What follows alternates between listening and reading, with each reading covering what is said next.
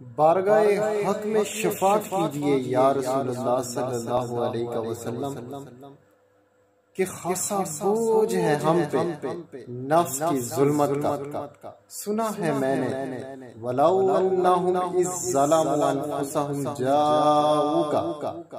اس شعر کی تشریح کے لیے ہم بہت ہی خوبصورت واقعہ کوٹ کرتے ہیں کہ ایک اعرابی حضرت علی رضی اللہ تعالیٰ عنہ کی بارگاہ میں آیا اور عرض کی کہ یا رسول اللہ صلی اللہ علیہ وآلہ وسلم کہاں ہے؟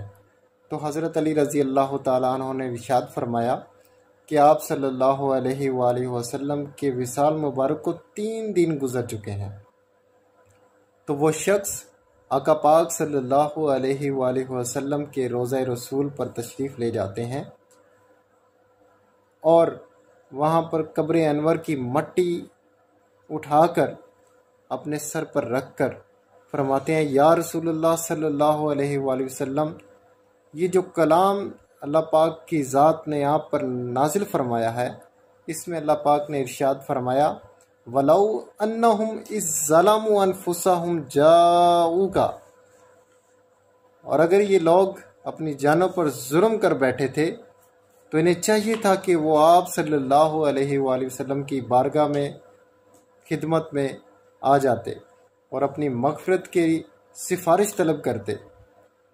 تو یا رسول اللہ صلی اللہ علیہ وسلم، اپنی جان پر ظلم کر بیٹھا ہوں، اپنے نفس پر ظلم کر بیٹھا ہوں، آپ اللہ پاک کی بارگاہ میں میرے لیے شفاعت کیجئے، سفارش کیجئے، میں بھی اللہ کے حضور مغفرت طلب کرتا ہوں، معافی چاہتا ہوں، آپ بھی میری شفاعت کیجئے۔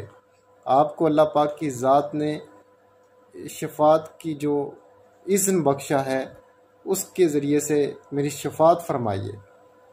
تو حضرت علی رضی اللہ تعالیٰ عنہ ارشاد فرماتے ہیں کہ قبر انور سے آواز آئی کہ اے بندے، جا اللہ نے آپ کی بخشت فرما دی۔ سبحان اللہ۔ تو اس شعر میں بھی یہی اس واقعہ کو مد نظر رکھتے ہوئے یہ شعر ہے کہ بارگاہ حق میں شفاعت کیجئے یا رسول اللہ صلی اللہ علیہ وسلم کہ خاصا بوجھ ہے ہم پہ نفس کی ظلمت کا۔